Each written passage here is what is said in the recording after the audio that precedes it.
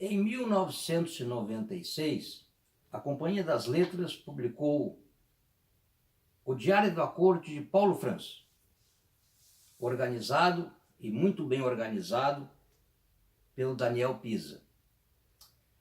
Neste livro, o Daniel fez uma compilação dos pensamentos do Paulo França através dos diversos artigos que ele publicou em diversos jornais e colocou por ordem alfabética. Ficou muito interessante. Aqui ele fala sobre o que o Paulo França pensava sobre o AI-5, sobre a ditadura, sobre capitalismo, comunismo, democracia, aristocracia, etc. E para você separei alguma coisa, alguns pensamentos que eu julguei bastante interessantes, para você se acostumar e entender o livro. Sobre a aristocracia, Paulo França dizia o seguinte: a aristocracia nunca usa eufemismos. A burguesia e pequena burguesia, sim, porque querem ser finas. Sobre a arte, o que pensava Paulo França? O segredo da grande arte é ser tão pessoal e estreita que, pela força do seu exclusivismo, fala com o mundo inteiro.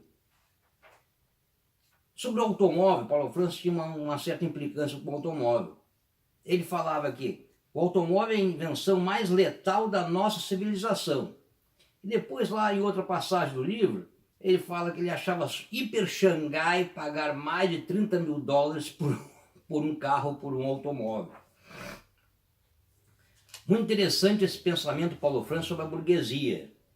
Intelectuais de sensibilidade finíssima, de Nietzsche a Mencken, que nunca teriam passado de bibliotecários de algum duque, nos tempos da aristocracia, se mostraram muito mal agradecidos à burguesia, que lhes deu igualdade legal. Interessante isso. Aqui Paulo França elogia o Roberto Campos e, mais especificamente, o livro Lanterna na Popa do Roberto Campos, que todos sabem, um dos melhores livros escritos no Brasil. A Lanterna na Popa de Roberto Campos é o livro da sabedoria sobre o Brasil, cheio de humor, erudição, carregada com leveza, o caminho da razão, dicionário do reprimido na consciência nacional. Roberto é um homem de governo, criador brilhante, cujo gênio é reduzir o poder público a acessório da iniciativa privada, a construir pontes e garantir cumprimento de contratos. Paulo França, que tinha sido trotskista, depois deixou de ser, fala sobre o capitalismo. O capitalismo é incorrigível e o comunismo é intolerável, já dizia Paulo França. Jocoso também dizia: sobre o comunismo, a melhor propaganda anticomunista é deixar os comunistas falarem. Sobre a democracia também, em relação a comunismo e capitalismo, dizia: não existe democracia sem capitalismo. Paulo França era acusado de ser muito duro nas suas críticas com as pessoas. E aqui ele se explica. Dizem que eu ofendo as pessoas, é um erro. Trato as pessoas como adultos. Critico-as. É tão incomum isso na nossa imprensa que as pessoas acham que é ofensa. Crítica não é raiva, é crítica. Às vezes é estúpida, o leitor que julgue.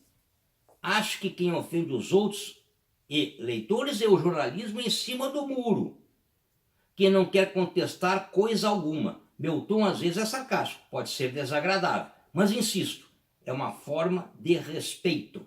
Muito interessante isso do Paulo França. Sobre a questão como ele via a humanidade. Meu desprezo pela humanidade nada tem de solene. É sadio e franco. Acho chato ouvir gente falar. Acho desagradável todo tipo de pessoa que não pretenda ser aquilo que não é. O orgânico verdadeiro sempre encanta. A impostura é que me entedia. Ainda aqui uma questão jocosa, ele fala dos ingleses. O que eu gosto dos ingleses é que preferem jornalismo ou literatura popular a se enfornarem na academia. E por fim, muito interessante que eu separei, o que o Paulo França pensa sobre os nossos livros. Os nossos amigos livros. O livro é um amigo de tamanho razoável, que carregamos fácil, que lemos até a luz pálida dos quartos de hotel ou de aviões, que só precisa ter palavras alinhavadas para o prazer da nossa sensibilidade. E sério, que poderíamos ler em voz alta, como na Idade Média. Então também era um grande amante dos livros, e aqui tantas outras coisas, tantas outras passagens, tantos outros pensamentos, que, através dos artigos que o Paulo Francis escreveu, com muita propriedade, com muita competência, o Daniel Pisa conseguiu organizar esse maravilhoso livro, O Dicionário da Corte Paulo Francis, Companhia das Letras.